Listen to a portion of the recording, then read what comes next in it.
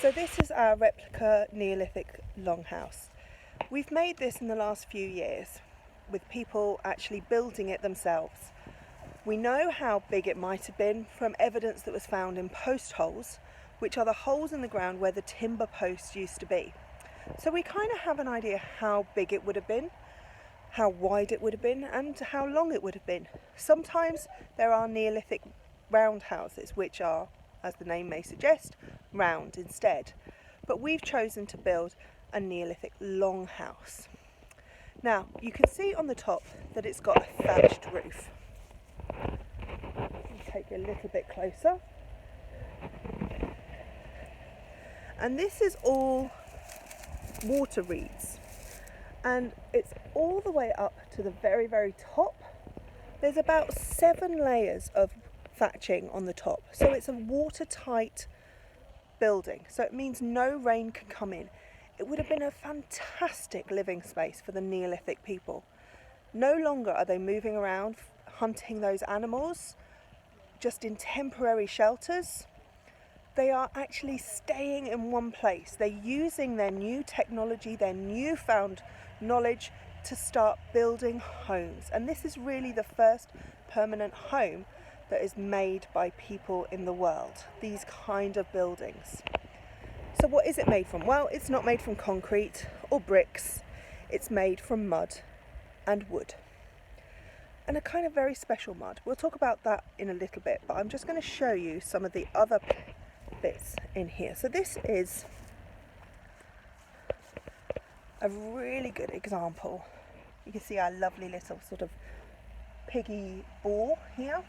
We've got these fantastic timbers here, each on the side going high,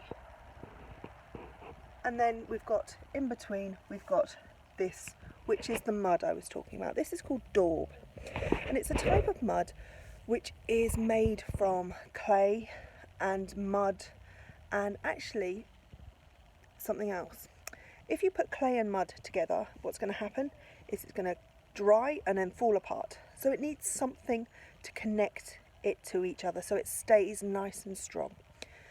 And the thing we use in this is that we use straw and hair, animal hair, and possibly they would have used people hair as well.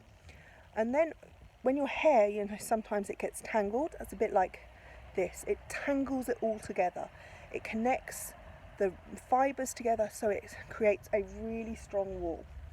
But if you put that just on top of a wall, just build it up from top, it's going to fall apart. It needs something to hold on to. It needs wattle walls. And this is wattle. So it's this idea, and you can see how it's woven in and out of these long timbers here, these smaller, thinner pieces of wood, and then even smaller, thinner pieces of wood woven in and out. Then the mud gets put on this side and on this side, and then it dries to create this amazing wall. And if you can hear, it's really, really solid. It doesn't melt, kind of get muddy.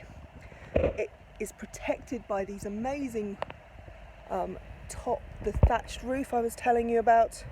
You can see down there, there's our lovely walls, protected all by the thatching. Now, the other thing that you need to make for Neolithic people is rope. So you can see that these ropes here, you see this one, let's see if I can show you a bit closer. There we go. This is a rope that is made so that it all connects and ties together.